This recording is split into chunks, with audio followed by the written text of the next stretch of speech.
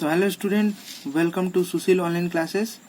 आज हम लोग करने वाले हैं मॉडल एक्टिविटी टास्क परिवेश व विज्ञान अष्टम श्रेणी। ठीक है, क्लास 8 का है।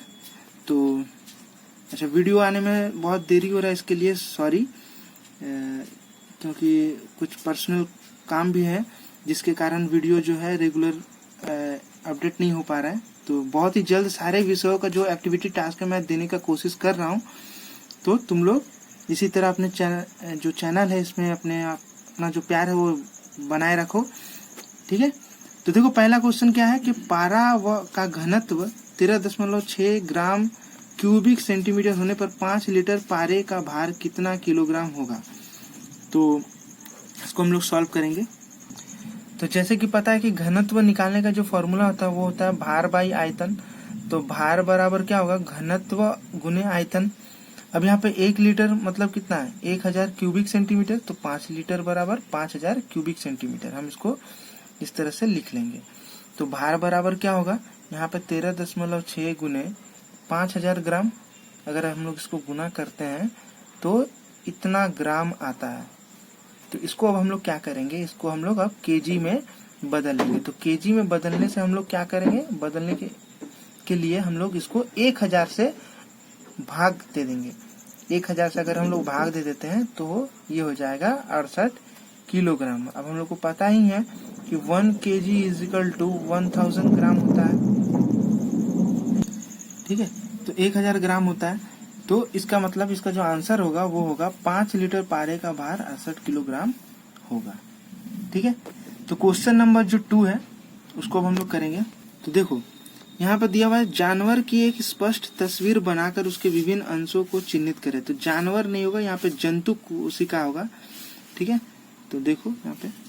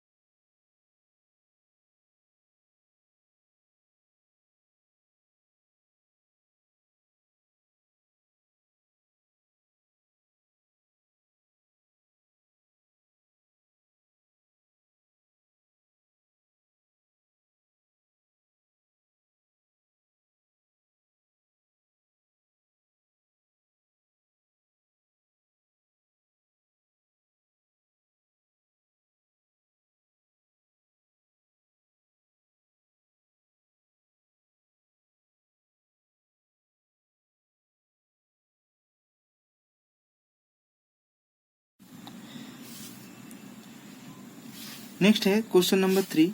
विशेष परीक्षा से रदरफोर्ड परमाणु गठन के संबंध में क्या क्या सिद्धांत लिए गए थे, इनको हम लोग को लिखना है। तो क्वेश्चन नंबर 3 है यहाँ पे कि विशेष परीक्षण से रदरफोर्ड द्वारा दिए गए सिद्धांत है क्या है, परमाणु का अधिकांश भाग रिक्त या खोखला होता है। ठीक है, परमाणु दूसरा जो पॉइंट होगा, परमाणु के मध्य घनावेशित भाग पाया जाता है जिसे हम लोग केंद्रक या नाभिक कहते हैं। ठीक है, नाभिक 3 नंबर पॉइंट, नाभिक या केंद्रक का आयतन परमाणु के कुल आयतन की तुलना में नगण्य है। और क्वेश्चन पॉइंट 4 में लिखेंगे, परमाणु का घनावेश या द्रव्यमान एक अति अल्प क्षेत्र में केंद्रित होता है जिसे नाभिक कहते हैं। तो इस नाभिक के चारों ओर इलेक्ट्रॉन वृत्ताकार कक्षाओं में उपस्थित होते हैं जिन्हें कक्षा कहा जाता है। इन कक्षाओं में इलेक्ट्रॉन बहुत तेजी से घूमते हैं। और जो छठा पॉइंट है इसको लिखना है, इलेक्ट्रॉन और नाभिक आपस में आकर्षण के स्थिर वैद्युत बलों द्वारा बंधे रहते हैं। ठीक है, तो वीडियो को पॉज करके भी लिख सकते हो। क्वेश्चन नंबर जो 4 है कि पौधों में विभिन्न प्रकार के प्लास्टिडों की भूमिका का उल्लेख करें। तो पौधों में तीन प्रकार के प्लास्टिड पाए जाते हैं, क्लोरोप्लास्ट, क्रीमोप्लास्ट, ल्यूकोप्लास्ट। तो यहाँ पे हम लोग अब यहाँ पे क्या करना है, देखो क्वेश्चन में बोला हुआ है कि पौधों के विभिन्न प्रकार के प्लास्टिडों की भूमिका का उल्लेख करना है। तो तीन प्रकार के प्लास्टिड होते हैं, क्लोरोप्लास्ट, क्रीमोप्लास्ट और ल्यूकोप्लास्ट, और इन तीनों पॉइंट को हम लोगों को उल्लेख करना है। तो क्लोरोप्लास्ट जो है, क्लोरोप्लास्ट हरे रंग के लवक है, ये पौधों के हरे भाग में पाए जाते हैं एवं प्रकाश संश्लेषण की क्रिया में भाग लेते हैं। ठीक है, फोटोसिंथेसिस जो प्रोसेस होता है उसमें ये लोग पार्ट लेते हैं। अब इस क्रिया द्वारा पादप कार्बोहाइड्रेट का संश्लेषित करता है तथा प्रकृति में O2 और CO2 का संतुलन बनाए रखने में मदद करते हैं। क्रोमोप्लास्ट है, इसको अब लिखना है कि ये रंगीन लवक है, ये इसमें लाल नारंगी रंग में वर्णक होते हैं। मिर्च या टमाटर के हरे से लाल रंग में परिवर्तन क्लोरोप्लास्ट का क्रोमोप्लास्ट में बदलने के कारण होता है। ठीक है, अच्छा, और लास्ट वाला जो है ल्यूकोप्लास्ट, इसको अब हम लोग यहाँ पे लिखेंगे कि ये रंगहीन लवक है जो सूर्य के प्रकाश से दूर, ठीक है, पौधों के अंधेरे हिस्से में पाए जाते हैं। यह खाद्य सामग्री को एकत्रित करते हैं। ठीक है, तो ये जो 3 पॉइंट है इसको हम लोग इसको लिख लेंगे कॉपी में। अच्छा, ये पार्ट 2 है। अभी हम लोग जो किए थे वो था हम लोग का परिवेश व विज्ञान। अब हम लोग इन्वायरमेंटल साइंस करेंगे इसी में। तो देखो, तो पहला क्वेश्चन क्या है कि जमीन से 6 फुट ऊपर एक कॉपी का पेज एवं एक सिक्के को एक साथ छोड़ने पर कौन सबसे पहले जमीन पर गिरेगा और ऐसा क्यों हुआ, व्याख्या कीजिए। तो इसका जो आंसर है ये तो काटे हुए हैं। ठीक है, यहाँ है कि सिक्का पहले गिरेगा। अब उसका कारण क्या है कि कॉपी का पेज एवं सिक्के को 6 फुट की ऊंचाई से छोड़ने पर पृथ्वी दोनों वस्तुओं को समान गुरुत्वाकर्षण बल से आकर्षित करती है, परंतु गिरते समय वस्तुओं को वायु प्रतिरोध का सामना करना पड़ता है, जिसके कारण ठोस और छोटी वस्तु, जिसका मतलब सिक्का, तेज गति से गिरती है एवं कोई भी फैला हुआ एवं हल्की वस्तु जैसे कॉपी का पेज अपेक्षाकृत कम गति से गिरती है। अतः वायु प्रतिरोध के कारण सिक्का पहले जमीन पर गिरेगा और कॉपी का पेज बाद में। ठीक है, क्वेश्चन नंबर 2 जो है कि शीतकाल के समय प्लास्टिक के कंघी से सूखे हुए बाल झाड़ने पर कंघी कागज के टुकड़ों को अपने तरफ आकर्षित करता है, क्यों।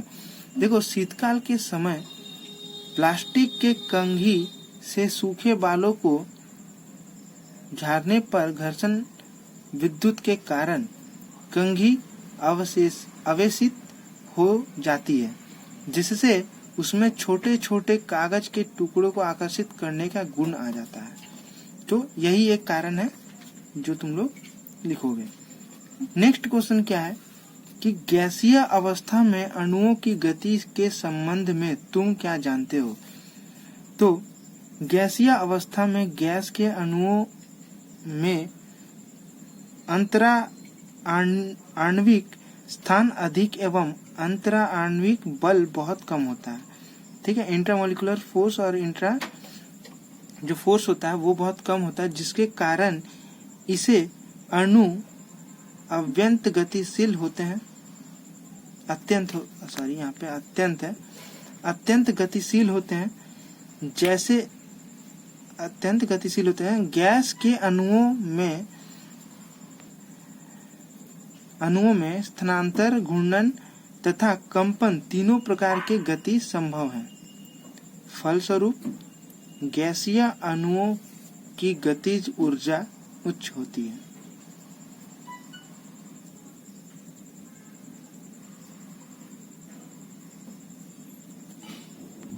नेक्स्ट है प्राइमोर्डियल यूट्रिकल क्या है।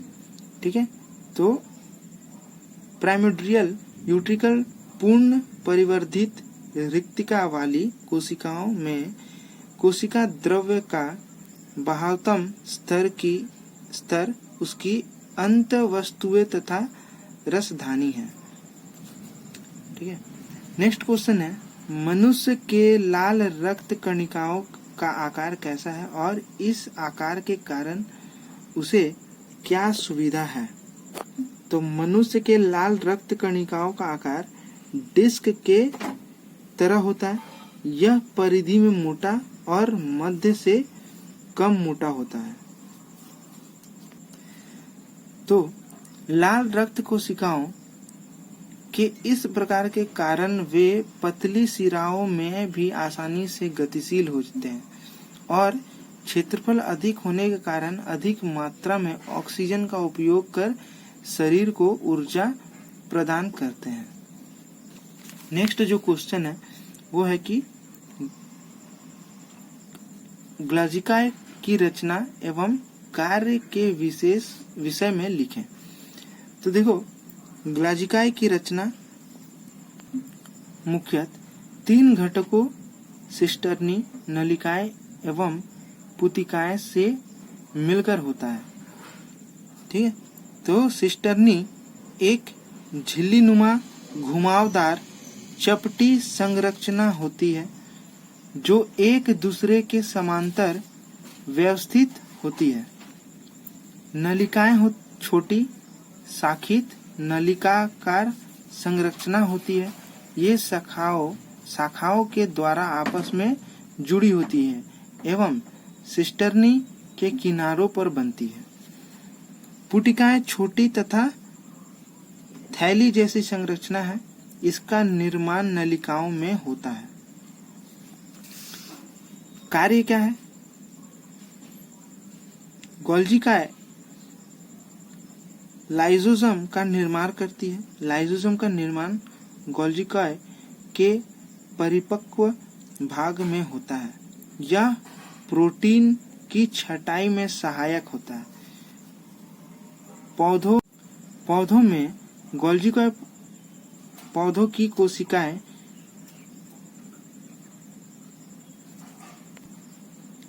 भित्ति में काम आने वाली जटिल पॉलीसैकेराइड को संश्लेषित करता है। यह अंडे के कॉर्टिकल कणिकाओं का निर्माण में मदद करता है।